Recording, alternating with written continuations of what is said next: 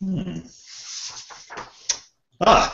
So here I am, sitting in my den reading some more about the end times of Nagash. And with me are my esteemed scholarly fellows, Josh and Vince, once more. Now, to catch us all up, we're now coming into Chapter 2 of the Nagash book. And what we've come across so far is the opening from the perspective of all of the Warhammer races. And then on Chapter 1, of course, was the efforts of Arkhan and Mannfred to collect all the bits necessary for this mighty ritual of raising Nagash. So thus begins that part of the tale. And I'll pass this to you, Vince, while I sip on my scotch to lead us into this momentous chapter. Absolutely. So when we open up the ritual, if we remember, as you said last time, the items have been assembled thanks to a series of hard-fought and well-won victories by Mannfred and Arkhan. And now they've returned back to Sylvania. And so we now have the opening of the ritual. And as the chapter opens, we're in the Imperial year 2524, and it's wearing on. And I find it interesting, this chapter opens with talking about how there's sort of a momentary lull, and everything is quiet. Why? Because these leaders of these armies have retreated. And I think it's setting up the idea of the calm before the storm, right, at the beginning of the chapter. And so what we have is we have the sort of idea that everybody is seeing little pieces of this. The Empire and the elves and everybody, and the dwarves, they all see little pieces, but very few yet grasp the whole picture of what's going on. And into that comes somebody who we had met in our previous chapter, which was Leedorf. And Leedorf is beseeching the Emperor for assistance to go into Sylvania. At the same time, the Emperor is receiving some elvish guests who are also wanting to go into Sylvania to retrieve a captive of theirs of high value, and they're very not forthcoming on their information, as the elves usually are with their information. And the Emperor very skillfully, as Leedorf himself realizes, maneuvers the elves and Leedorf into a meeting as the Emperor goes off to handle issues on the northern border with sort of chaos and the events that we'll see later in another book. And he basically puts all of these characters together in a room, realizing that they might have the answers to each other's problems. Well, I think I want to say at this point that, and to reinforce something you said a moment ago, is that this is where Karl Franz and all the other players in the Warhammer world are starting to get a sense that there might be something greater afoot here. This might be a whole lot more than just a couple of vampires roaming around collecting old powerful relics.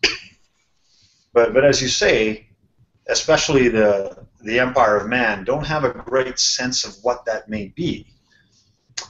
And of course, another portentous thing that comes to be here is the visitation of the elves to the court of Karl Franz, which of course raises all sorts of alarm bells generally, because when an elven visits afoot, it is almost always for no small reason.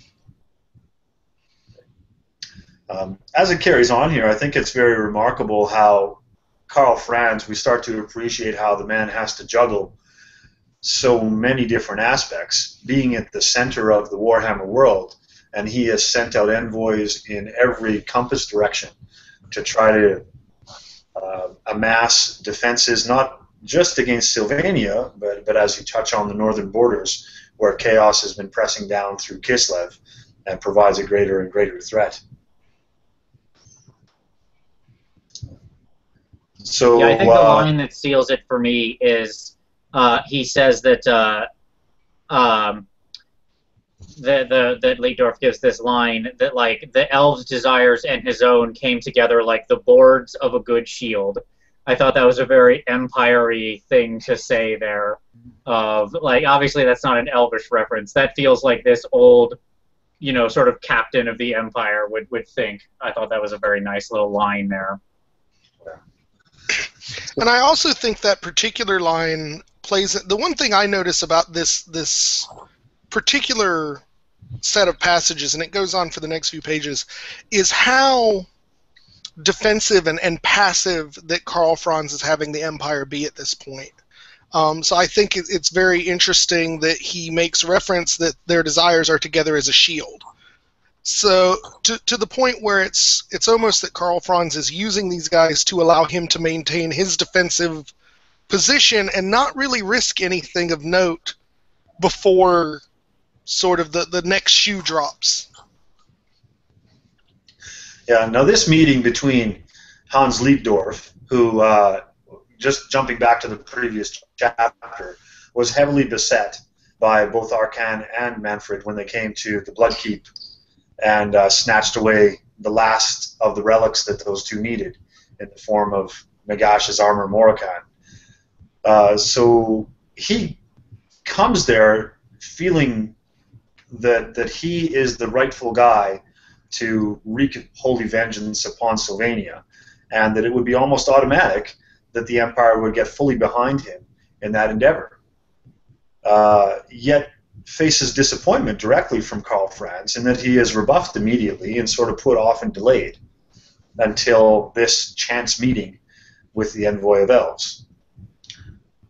So let's talk about this for a second, about that sort of marriage of convenience where Leedorf wants allies, the Empire can't provide it because they're stretched, and here's some elves.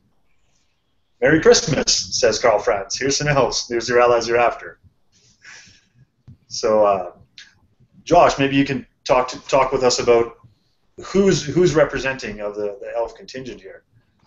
Well, it's obvious here, and we find more of the background for this in the next books, but obviously you have the representative of the Elven Kingdoms being sent forth by, who we later find out to have been Tyrion, to recover the Everchild.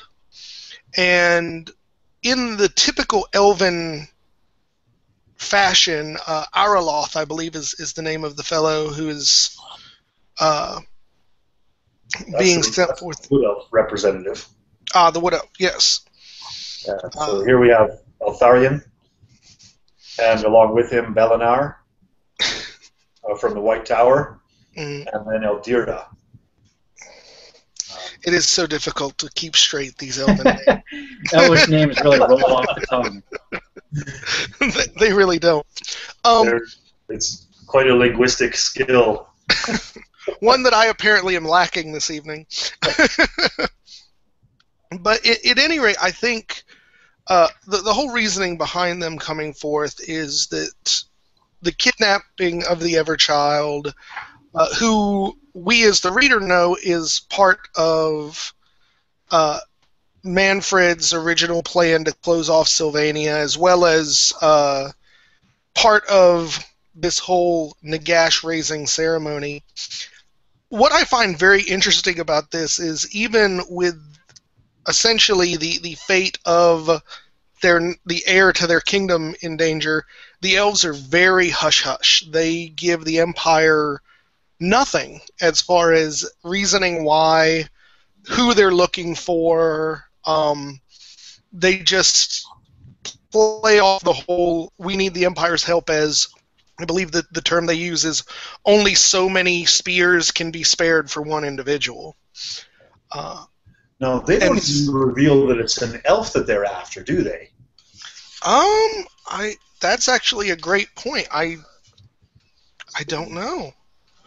I was thinking back it's implied. I believe the exact line is like, though the captive they sought was to free was a person of some personage of some importance. Mm-hmm. But that's it. See, and this is all about the haughtiness of the elves, and they do talk about that a fair bit in the text, especially how how Hans Leedorf is sort of chafed by their reaction to him and their haughtiness and their arrogance. So this is of the High Elf, I guess, attitude that they still view the men as a lesser race, and there's no way that they are going to show weakness or to show that they really need any help from them. So And that's I why actually, yeah. they do turn it in a way that we're here to be your allies, Leedorf. You're the guy that wants to go in there, but we have a common purpose, so I guess we'll hang out with you. I have to say, I think my favorite response to how the elves choose to handle this actually comes a few paragraphs later, once the Empire has appealed to the dwarves of Karak Kadrin to aid this quest, and it's Ungrim, the Slayer Lord, who basically knows what's going on because King Thorgrim Grudgebearer was involved in attempting to rescue the Everchild earlier, and he says to his... here it is. Much to his amusement, Ungrim realized that he very likely knew more of the High Elves' quest than did the Emperor. The High Elves might have found the humans useful allies, but they would hold them no more. They would have told them no more than was absolutely necessary for fear of the shame. Exactly right. That's exactly the point. So Ungrim's onto it. He knows the attitude and the demeanor of elves and what they're trying to guard against. Which is also part of the motivation, I think, and that might be skipping ahead. So let's briefly talk about how this has come to pass and what part that the Everchild has to play here, and that is that she was initially kidnapped on a diplomatic voyage to the elves, sent by Finnebar initially. She was sent as the envoy to try to patch up old times, so to speak, between that great rift from the Great Betrayal Wars eons and eons ago. And that's the point that she was captured by Mannfred. And I think we may have touched on that in a prior episode, but it's worth mentioning again here. Mm-hmm. And that's why Ungrim is in the know. That's why he knows the consequences and who that person of great interest really truly is. Absolutely. But so from there, as I said, Ungrim is made aware of what is going on. And I think this is the first time we start seeing a little bit of that expected dwarven fire from any of the dwarves as they're represented. Ungrim, it talks about after he's received this missive from the Emperor to help, he holds counsel with his thanes, and he's pretty much advised not to waste the dwarven strength to help the humans, and less so help the elves. And rather than taking that potentially wise advice, it talks about how Ungrim basically gets angry at it because he's heard the same sort of passive, let's just sit back from his fellow kings, and as it puts it here, he had tired of the repetition. And he takes it onto himself to set an example to the other dwarves and decides to march out to aid the humans and the elves, basically to show up the cowardice of his fellow dwarven kings. Yeah, and I think he's the perfect candidate for it for a number of reasons here. One, because he has Sylvania very nearly on his doorstep, geographically. So any kind of power surge through Sylvania could potentially threaten his kingdom first and foremost. So that's an immediate danger. Also, he's the Slayer King. So of any of the dwarves, you would expect that he would be the most impetuous of them all and go out and face any danger head on. So it is a little bit refreshing, as you say, to go against the grain of the standard dwarven stance that they've had earlier in this end times business, and that is just to protect your own, cover the doors, and hunker down. So good to see Ungrim step up to the action. Absolutely. Yeah, one of the things I love about this chapter is the way it plays with sort of the characters and how they get introduced. and the way you feel about them as they rise and fall through the story. And it's interesting because when the elves first show up, the only one who's quiet the whole time, who says nothing, is Eltharion, who is most notable for being the dude on a griffin, basically. Like in the elves, like everybody thinks that he's like this guy with a griffin. And he basically is super silent the whole time, so you get no read on him, no feeling on him. And so if you happen to love that character or have read of his previous stories, you may bring some preconceived notions to it. But to somebody really approaching this story fresh, who you don't know who that is, he's totally neutral and he fades into the background. And as the story progresses, he becomes more and more and more important. And it's just interesting how his character builds, whereas you start out with a very high perception of somebody like Hans Leedorf, and then you see the choices he makes, and you're like, oh, what are you doing, buddy? Come on. And you watch the stupidity sort of unravel his plans. And so it's just interesting to watch the rise and fall. There's not the single, your initial impressions are often wrong in this chapter. So let's talk about the other two players here as the convergence on Sylvania. Or maybe we should just say before we do that the Empire and the Elves have teamed up together, and their agreement is that they're going to go and converge on Sylvania, and the dwarves would do so from the opposite side. Although I should point out that neither of those two parties knows each other's actions. So the elves are on their way, the humans are on their way, but they don't know if the dwarves are on the way. They have no idea of that. Nor do they have any idea that the wood elves are on the way. Mm-hmm. Now this point harkens back to the pact that Alariel had made with the wood elves when she agreed to go and help out the dying Alariel at the Oak of Ages. And it's Arloth that takes on the task of leading a foray towards Sylvania to try to rescue the Everchild. Okay. Now this is a bit of an interesting path. Vince, are you familiar with this Wood Elf saga here?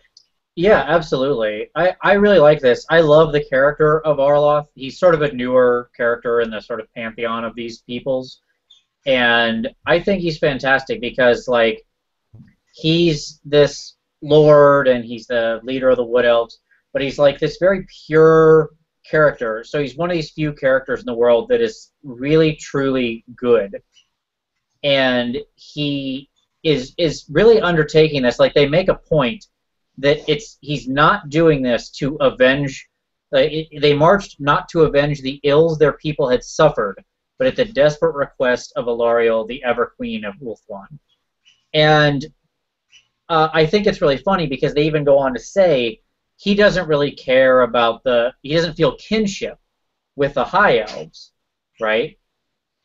But Ariel, the Mage Queen of the Wood Elves, had given him this task, and he had sworn to see it done, and so it will be done. Like, Arloth is both very pure and very duty-bound. He is absolutely set upon this path, and I think that's what's really interesting about him. Wood Elves, or the elves in general, sorry, of this world, are often very flighty and, prone to politics and stuff like that. And Arloth stands alone as this sort of quote-unquote man, as an elf, of his word. And so he takes this mission on, and he travels, and as they're going from, like, west to east, they keep getting, like, basically things keep getting in their way. They keep getting in skirmishes with various forces, especially then there's some talk of, like, this beastman. And so eventually the Wood Elves sort of manage to be very careful, skirt most of the forces they get around the Empire people easily enough. Ooh, excuse me. I apologize. And thank you. And eventually he gets his way into Sylvania, and I think he has like the easiest sort of path because his force is all very Wood Elfy. And it talks about them being very silent as they move. They have skirmishes here or there, but they deal with it quickly and fade away. And then they end up in Sylvania under Arloth's guidance.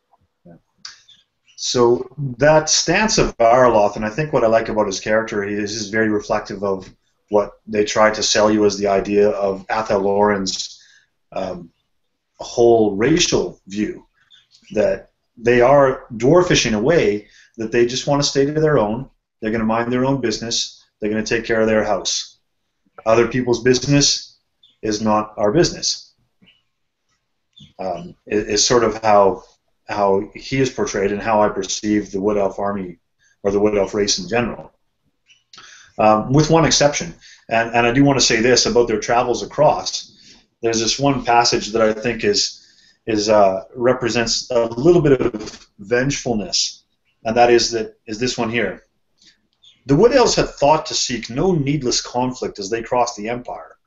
However, Arloth's trusting hawk Skarin flew far and wide as the army marched, and his keen eyes espied many beastmen warherds at their destructive sport. Few in Arloth's host had not lost kin to the children of chaos, and for them it was unthinkable that they should pass within bowshot of the creatures and seek no recompense.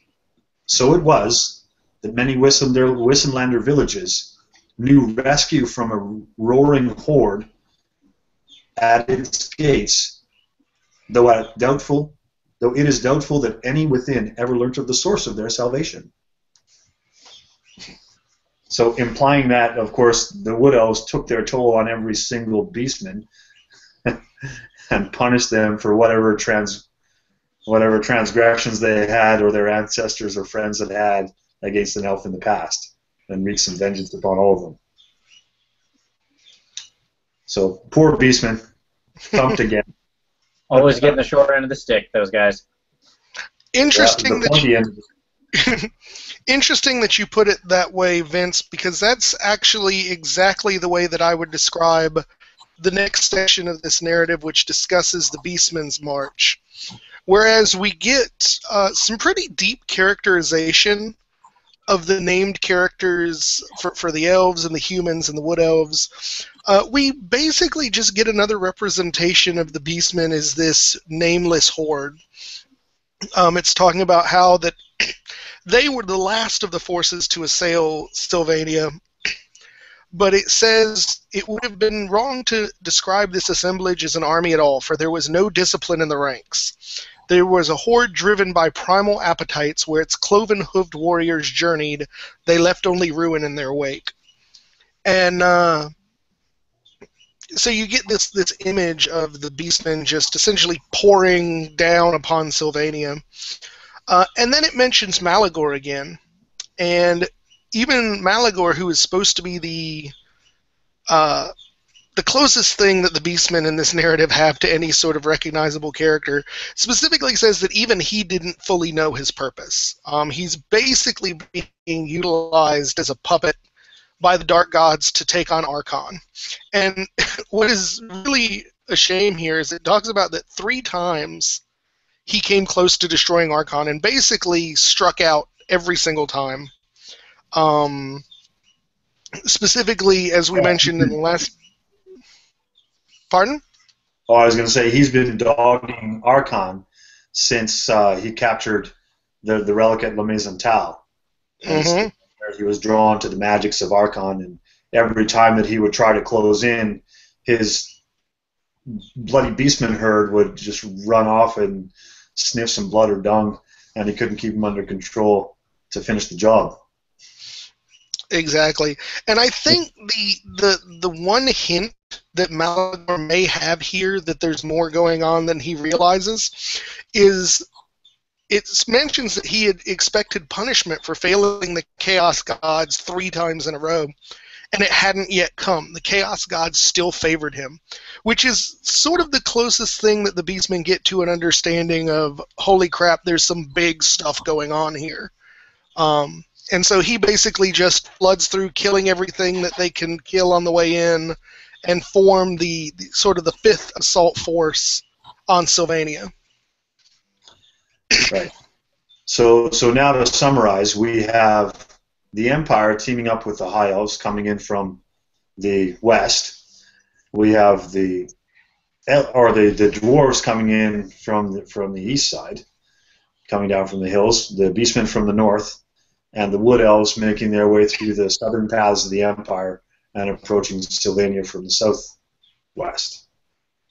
So all of these 5 armies are aware to Mannfred, especially when they reach his borders, because he still has that barrier around there that is not letting things out unless he magics his way out, but it still allows things in. So they all find their way in, and so he's got a lot to contend with. Mannfred does. So we kind of bring the focus back upon him, and we start to think about, well, what's Mannfred going to do about this? And his opening moves are, in fact, directly related to the beastmen. So what he sees is this is by far and away the largest, as far as number of bodies assaulting his land, and he sends a minion of his to work a little bit of distraction on that.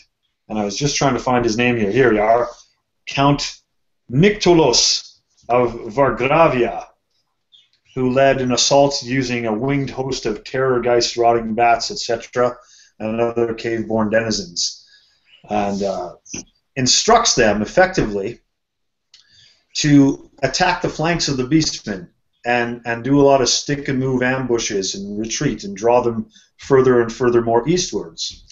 And why is this that he would draw them more eastwards, you ask? Well, it's because that's where the dwarves are.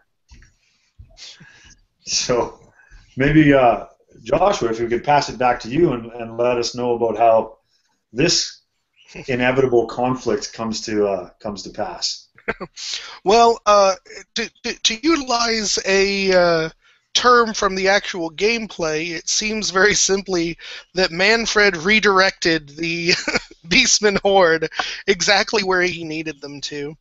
And it actually, from the sound of it as it's written, it would not have necessarily been as successful if not for the stubbornness of Ungrim. It states that he could have maintained his pace had he abandoned his siege engines, but he absolutely refused to. And he continues getting these reports from his gyrocopters, and he just absolutely refuses to leave behind his army or leave behind his cannonry and continue forward. And what that ended up doing, that delay, ended up basically driving the Beastman force directly into the arms of the Dwarven force. And of course, neither group is going to turn down the opportunity to throw down on each other. And there's a specific paragraph that I would like to read, because I think this one paragraph really encapsulates the entire conflict here once the two forces get into combat. And it says, many slayers fulfilled their oaths that day, and many warriors brought fresh honor upon their lineage. Runes of Valaya glowed hot as they fought to contain the untamed sorcery of Morgor's shamans. Gores and Bestigors crashed against the tight-locked shields and were cast back in bloody sprays. Thunderers loosed volleys at point-blank range and then looked to their axes for salvation. Minotaurs hacked at helm and shield, gorging themselves on the falling, before they came bellowing into the slaughter once more. And very same passage, actually. So I'm glad you picked that up. It's so evocative. I mean, you get the whole, and you later find out, I think it's in the next paragraph, that this battle went on for 2 days and 2 nights. But really, all you need to know about it was in that one paragraph. It was just beautifully written. Right. And it pretty much leads to the dwarves having to pull out. They do win the battle, but they've had so much damage done to themselves by these beastmen that they basically pull up stakes and head back to Karak Kadrin because Ungrim feels that his responsibilities to his people are more important after the bloody battle that they've just finished. So he basically pulls out of our story after 3 paragraphs of good action. So Vince, how do you feel about that? What's your reaction to the dwarfs giving it their best effort, smacking down the beastmen and Malagor running away empty-handed once again, but then themselves pulling the plug. I think the whole thing just shows it's meant to sort of show Mannfred's tactical genius, and I think it displays it well. You know, he knew he was outnumbered by a huge margin. He knew he couldn't take all 5 armies. He even makes the point that the beastmen alone outnumbered the other 4 armies combined, right? And so he knows that if he were to just get the dwarves and beastmen to fight, it wouldn't be enough. The dwarves would probably get slaughtered, but there'd still be too many beastmen. So he executes this clever chess plan, right, of weakening down the beastmen, but also getting them into a frenzy, leading them off course, and then just drawing the dwarves in once they're about even with each other as he judges it, and then boom, mutually assured destruction. And all at once, using very little forces of his own, because he was using like Terrorgeist-led, flyers that would just go in and strike and then leave with very little losses. He manages to eliminate 2 of his 5 enemies without ever actually, really suffering any losses or raising a finger. Yeah, exactly right. And that's the thing that I think is very key for us to show here. We've seen Mannfred at some points in the previous chapters as a bit of a selfish, arrogant, impetuous fellow, but he does seem to have some good leadership skills and martial genius on the battlefield, which he exhibits here again. So now with the 2 of the 3 armies gone, that leaves us with the Wood Elves, and Vince, I want to turn to you again on this one because I feel that this is a little bit too bizarre of how the path of the Wood Elf goes through here. This is probably one of the weirdest moments in the story. So, the Wood Elves are marching through, and it talks about how they're used to dark and dangerous forests, but Sylvania is difficult even by their measure, but they're still doing okay. And then Mannfred sends this banshee sort of queen out after Erloth, this Caledria, Yes. and those forces kind of harry and attack the elves, and banshee screams and stuff are killing the elves, and the banshee queen uses ghouls and things like that, and they're just fighting and fleeing and fighting and fleeing and so on and so forth. And there's a couple interesting things that I do really like in this section, and the first is the following line, because it then still reinforces this character of Erloth. And it says, of the Wood Elves, only Erloth was immune. And this is referencing to Caledria's banshee scream. Mm-hmm. Caledria's horrors could find no purchase on his heart, and his fellows drew great strength from his example. I think that's an awesome line. I'd love to see that in the game. I don't know, he's leadership 10, but I don't think he's immune to a banshee scream. But no, I would love to see it as point of fact, like, I love what that communicates. The idea that, like, if a banshee scream somehow works on fear, right, and that's kind of what it's meant to be representing, that there is no weakness, no fear in Erloth's heart. He is pure and set in his path and cannot be swayed. So I think that's really cool. And effectively, eventually, they do, Erloth and his host sort of capture some of the spirits and divine with them. They lose several other spellweavers, sort of using these dark magics to get the truth out of one of these ghosts. And eventually they figure out where Caledria's holed up. They go there and they destroy her. And you don't get the impression that their force was very much weakened by this sort of battle thus far. Like, the impression I get from the chapter is, like, in general, they had some losses, but they're still a solid fighting force, ready to go there and get this girl, and they're going to bring some Wood Elf justice. And then, all of a sudden, boom, in comes this new player, right? And so it says, like, before they've even traveled a league from, winning that previous battle, this new woman shows up. And the rest of the elves don't really recognize her, but Erloth does. And he gives out this big shout of joy and is very happy about it. And basically, so it's the goddess who's come to speak to Erloth. I don't remember. You'll have to forgive me. I'm blanking on her elvish name as well. Yeah, maybe I'll slip in there. And so Arloth's character and his background is that he was a selfish guy in the past that had a great moment of sort of self-giving in the forest one day. It was to help this maiden in the forest of Athelorn, who turned out to be an avatar of Lilath. And that's who we're talking about here.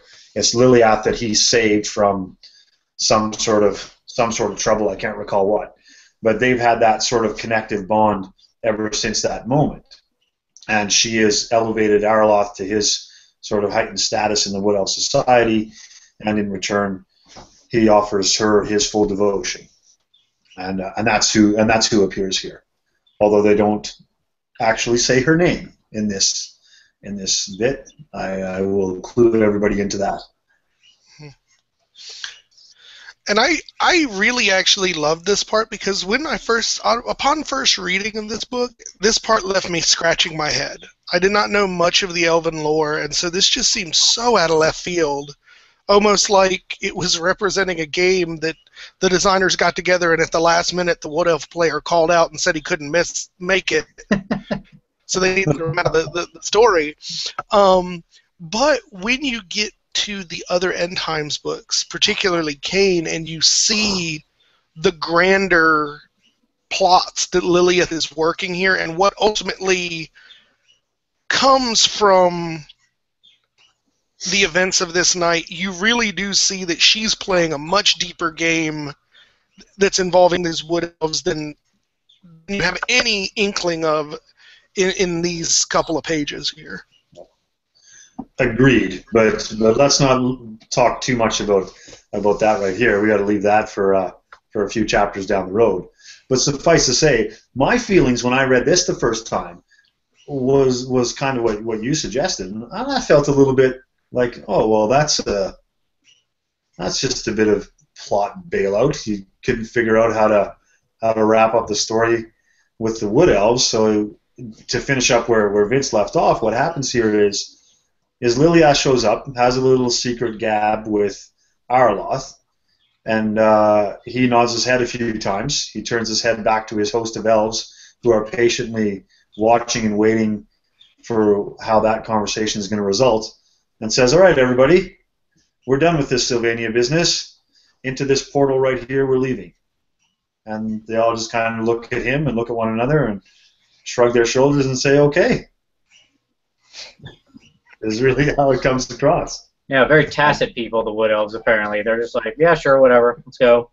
We didn't like this place anyways. Let's go through this magic portal. The only reason that I can do that is because of that passage you read earlier, where Arloth's heart is untouchable to the Banshees, and his elven host takes strength in his example. Yeah, so that really sells the idea that they're going to follow him unblinkingly. I agree. I think it is definitely a sign of loyalty. I mean, they specifically say here that they all trusted and loved their lord. If his words proved true, they'd fight the coming battle at his side. If the goddess proved false, they would free him from her influence or die trying. So, I mean, these people are literally willing to go into battle with a goddess for the benefit of their lord, and that's just amazingly unshakable loyalty in the character of the Wood Elves. Yeah. Okay. So that's 3 of our 5 players out of the action now as they converge on Sylvania. So it looks like Mannfred's doing some good work here. But that still leaves the High Elf and Empire contingent.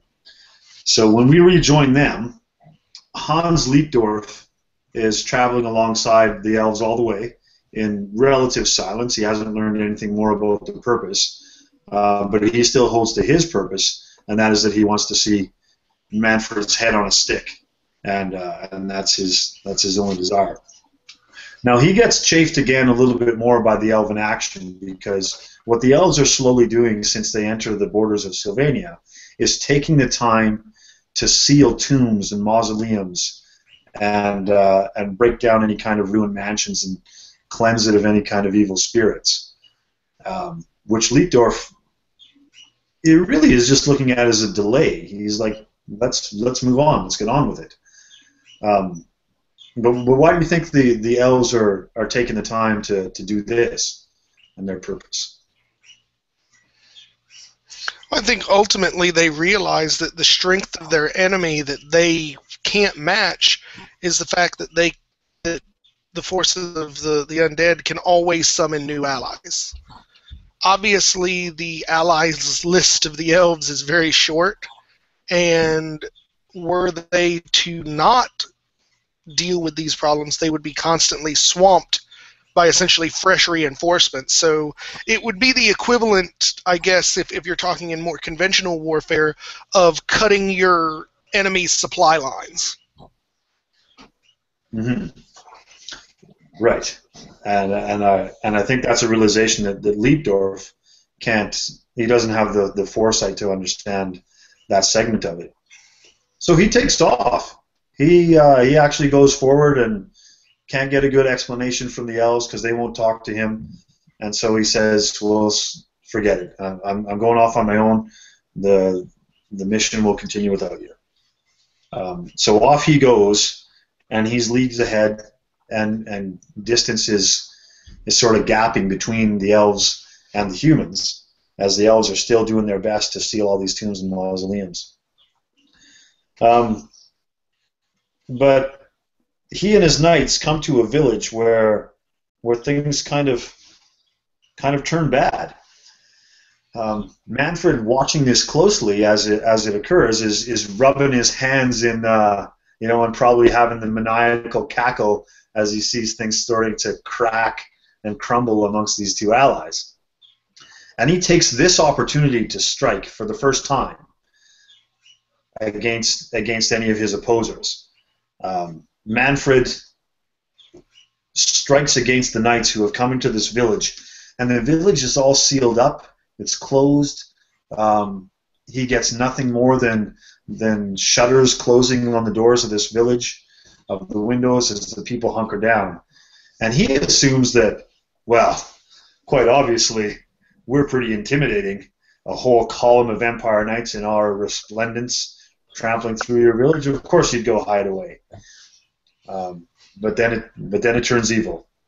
Do either of you fellas want to take it up from here? I absolutely would, because this has what is probably my favorite line in the entire book in it. Yes. And it basically, obviously, Leedorf, who seems to, even though he seems to have some experience fighting the undead, has no understanding of the way that they're summoned or created, goes into the town, and then all of a sudden, the dead just start rising. They burst out of the cemeteries, they come on up, and I think this whole encounter comes down to one line, and like I said, I think it's my favorite line in the whole book, and it says, "Soon there were 10 zombies for every living soul, and Leedorf's men began to die." And I think that just sums up everything. He let his foolishness lead him into this situation that he wasn't really expecting, and the undead came up and start just wailing into them. And what I like about this is it has one of my favorite sort of endings to a section, which is just like Leedorf sort of alone fighting his way through, just breaking and parrying and crushing skeleton after skeleton after skeleton, taking stab wounds and here and there and playing the hero. And just as he thinks he's made purchase, a big corridor of skeletons open, and he sees then the form of, Mannfred von Karstein, watching him, as it says, with interest, which I love, like a human would watch a hamster run around and be about as threatened by it. And then they do this nice thing where it says, Leedorf launched himself at his hated foe. Mannfred smiled, canines flashing in the moonlight, and raised his sword. And then cut, right? And then, the scene fades to black, and we pick up with the elves reaching the village, and no survivors, right? So I love that, I love how we end that scene. We don't see Mannfred actually, sort of end Leedorf, but we get it. And then the elves arrive to see the carnage, and they find Leedorf's body, the only recognizable one, hanging from this tree outside the village, completely drained of blood. And more to the point, Unusual. completely drained of blood, and then with a basically a Mannfred bragging again in his forehead. It says, Mannfred carved the words, and then there was one, into Leedorf's forehead. That's a lot of words. He must have had a forehead like me. Like a lot of Leedorf must be doing the male pattern baldness thing like me. A lot of space up there. That's a long sentence to write in someone's head. Yeah. Yeah, but here's to just wrap that up. There's the brilliance of Mannfred, and all of his plots and schemes have come together, and it worked out very masterfully. That he's now narrowed it down to only one foe that he's really got to deal with, and again shows a bit of his arrogance as well. That he took the time to make that example out of poor Leedorf and carve that in his head. So. Yeah. So I guess here we are. We are down to one now. So out of the 5 that came into Sylvania, all we got left is High Elves, led by Altharion, Eldira, and Belinar. So all this, I should say, is converging upon a spot called the 9 Demons, which is a ritual circle, and the 9 Demons are stones that are, I guess, Stonehenge-ish, right there in Sylvania, which is meant to be the heart of it all. And this all culminates again at especially the holy day for the undead, Geheimenschnacht. So this is where it all converges together. So Arkhan is ready to go. He's gathered up all the ritual things. Mannfred has done his part to whittle down any of the opposers that have converged on Sylvania, and only the elves arrive on exactly the right day at the right time. And here we are for the final ritual, right? So, Vincent, I pass to you, my knowledgeable friend, to fill us in on this. So yes, we have the Battle of 9 Demons, such called because these stones look like big, demons that are literally have been turned to stone, and of course there's the legends that they may be. And what we have is the elvish host sort of arriving as the forces that are arrayed against them are split up. Arkhan is there with the relevant sacrifices in this sort of bubble of protection at the 9 Demons. And Mannfred is outside of it, leading the undead army that is sort of there to meet and finally crush the High Elves and beat them. And once that's been done, then this ritual will complete. And as it's sort of starting, Mannfred himself isn't even completely in the know. In fact, it's interesting because at the beginning of this, every character has a piece of information that someone else doesn't. That is to mean Arkhan has knowledge of how this is going to go and how Nagash is going to rise and how Arkhan is going to be favored, or so he thinks. And Mannfred has an instinct of how this is going to go and how he's going to be able to thinks he can seize the power of Nagash. And none of them understand the fate of who the Everchild really is and what that's going to mean ultimately to the ritual. And the elves themselves don't have full knowledge of exactly who and exactly what is arrayed against them within the 9 Demons and exactly what they're up against. And so amidst this field of all of this lack of knowledge, this huge battle erupts. And it really starts with a sort of fairly even fight, with the elves making a lot of progress, and the big thing that is getting in Mannfred's way is Belinor, or Belinir, however you say the name, the elvish spellcaster. And so you get a lot of it at the beginning of this, that is the battle between these two mighty spellcasters. So they have this, this real duel of magic on the field between each other as they try to turn each other aside. And so that's sort of the main play that goes on early in the fight. So to sort of expound upon that, we have the martial forces of the elves who are making good headway early. and mainly because of the intervention of Belenere, who's damping and counterspelling all of Mannfred's efforts to re-raise the dead, because of course he's in his home. He's the master of all this, and there's enough fuel to bring that it could otherwise be overwhelming. And it does come to a head when Mannfred realizes that the true immediate threat is that Archmage, who is going to keep him from pursuit of raising all the dead and overwhelming the elves. He can't match their martial prowess. He knows that. He knows his minions can't do without it. So he does, in fact, make the play and pours all of his sorceress energies in destroying Belenere, which through a bit of a struggle and a timely attack from the flank by some Black Knights disrupts that force. And it only seems to be that it's a minorest of slip-ups from Belenere that proves to be his untimely demise. From there, exactly. Just it's a great spellcasting duel because it shows that just one tiny little mistake, right, and everything collapses in on Belenere, and that's the end of it. Also, what I love is in the middle of this whole intermittently in that fight, you also have Eldira,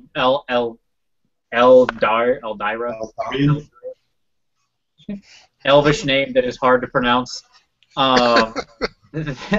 This warrior princess come up and duel Mannfred, and it's a very nice little vignette because it takes Mannfred away from the spellcasting and lets Belenere get back ahead of him for a little while. But what I particularly love about it is that she surprises Mannfred. She's so skilled, and she's so, well, for lack of a better term, perhaps inappropriately, just, you know, she's pretty badass. She's so great that she earns his respect in that he decides to give her a gift, right? And so instead of killing her, as he probably could have, because he does beat her in combat, eventually he does overcome her, instead he calls in his fell bats, which of course, you know, he's the master of sort of the bats and wolves, that's one of his things, and he has the bats take her away and sort of off the battlefield to his own personal devices and plans, and we sort of learn her fate later. But I love that, like, he sort of chooses her. She wins out his, shall we say, respect enough to give her a gift. Finger quotes. Yeah, which is remarkable because in a few other face-to-face combats that Mannfred has had in the prior story, he always does seem to recognize, he goes, yeah, you know, you're a pretty good fighter, but I'm still cutting off your head. Right. Is usually the result of it, right? So this one is pretty special that he says, oh, you know what? You are pretty good, and I'm going to keep you as a prize. So yeah, you're right. But we're going to come back to Eldira a little bit later in the storyline because she still remains a little bit relevant. But moving on to that, essentially the tides of the battle swing back and forth a few times. Arkhan is still toiling away in his little bubble, as you say, his little protective bubble, and it eventually does come down to Eltharion versus Mannfred, right at the very edge. Joshua, did you want to get in on this and have your say about that duel? Absolutely. What we see basically after the end of the Elf Mage is Mannfred realizing that they to go down, and if he is going to take his efforts to turn this ritual to his own ends, he has to hurry up and get back to it. And so he's so consumed after going at that and not missing his chance that he basically almost gets sucker punched by Eltharion and Stormwing. And but it was it specifically says the shadow of the Griffin was just enough warning to stop him from essentially being torn apart. And basically they get into a fight. and Eltharion is basically thrown clear of the griffin during the fight, and basically they're on foot and they're fighting, and it specifies that if this were just a battle of flesh, that Mannfred was easily the victor because Eltharion was just weakened by poison blows and everything, but it was truly a matter of will, and Eltharion's will was indomitable, whereas Mannfred was fighting for power. Eltharion was fighting for his people's future and to fulfill an oath, and it specifically says one could never be the equal of the other. And so Eltharion just comes back, and Mannfred just can't keep up with him, and specifically says that Mannfred comes to the realization that he can't beat the elf in a physical contest. He's wounded, and the elf is pushing back, so he goes with some magic, basically, and sounds like it would be the end for Eltharion were it not for his griffin, who's been wounded, at my thought, mortally so by this point, who throws himself in front of the spell that Mannfred is going to kill him, but the spell ends up killing Stormwind, but Stormwind's body, the momentum kind of knocks Mannfred over, which breaks the spell that Mannfred was using to try and kill Eltharion, and gives him the time to start trying to cut his way into the ritual and stop Arkhan from everything that he's doing. And so then we basically get to this part where the Eltharion is using the Fang Sword basically to start cutting through the magical barrier that's protecting Arkhan in an attempt to disrupt the ritual. Yeah, so a couple of key points that enabled that to happen, and I think that are interesting to me, is Mannfred does come to that realization that his old tactics of combat aren't going to work here. Strength and overpowering and his tirelessness are not going to be enough against this most skilled elf. And in fact, Eltharion gets a good lick in there and shatters Mannfred's forearm as he's trying to defend against the Fang Sword. And that's where he turns to casting spells.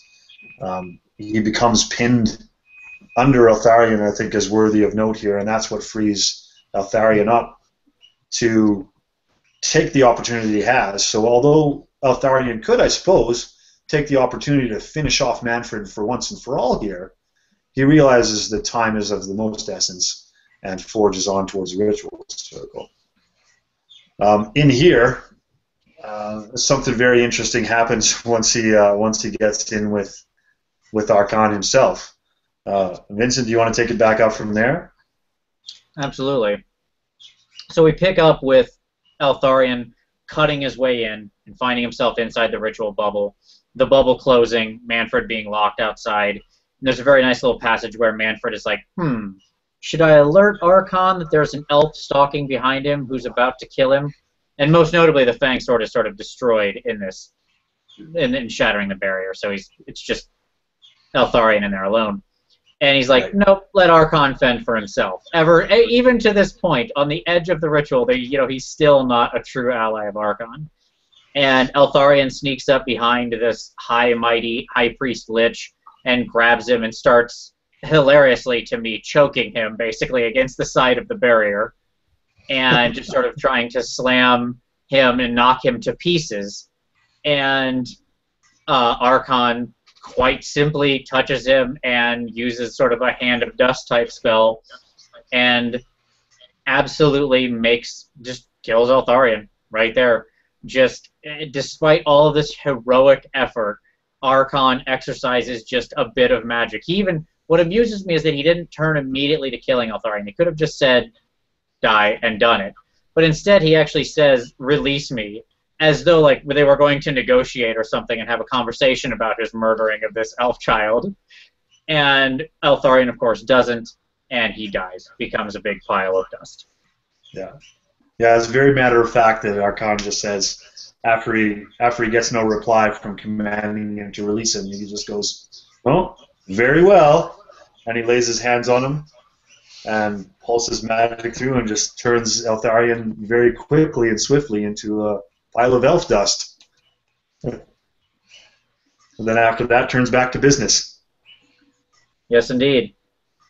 And there's a nice little mention here where the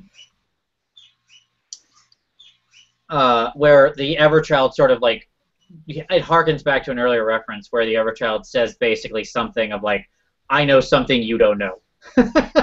Is basically what she says to him. She's sort of taunting Arkhan with it at the end. And he says, you know, what have you done? He wants to know. And she basically says, you know, you'll find out. And then is silent and says no more. And Arkhan being like too deep in now to waste time. Like, time is of the essence. Like, okay, I don't know something, but whatever, I'll deal with it when it comes up later.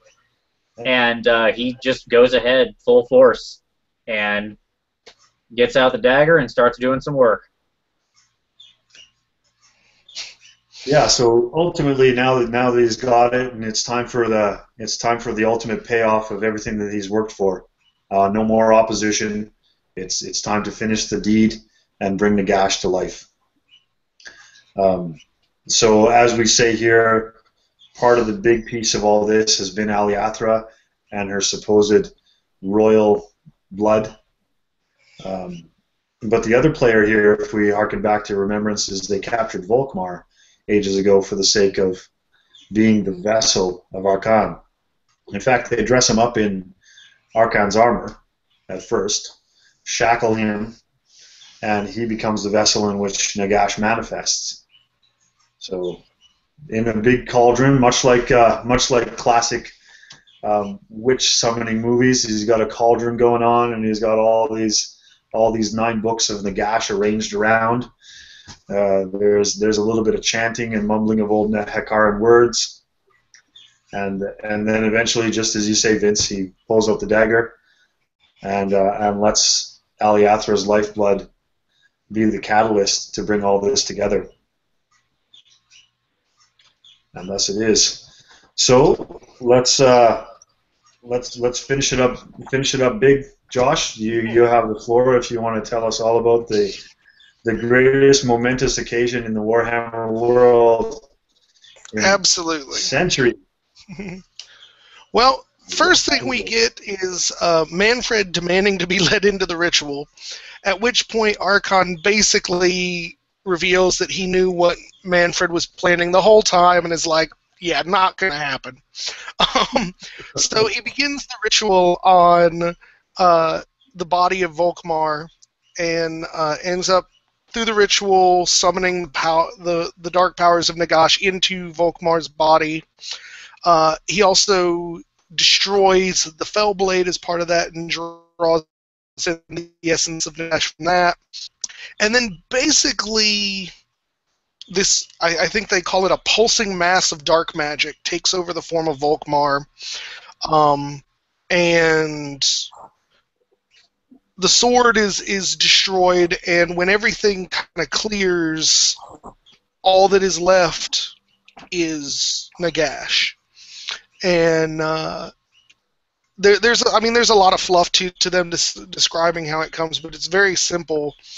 That Nagash appears and really instantaneously in his presence realigns the whole power structure that we've been dealing with for the first half of the book.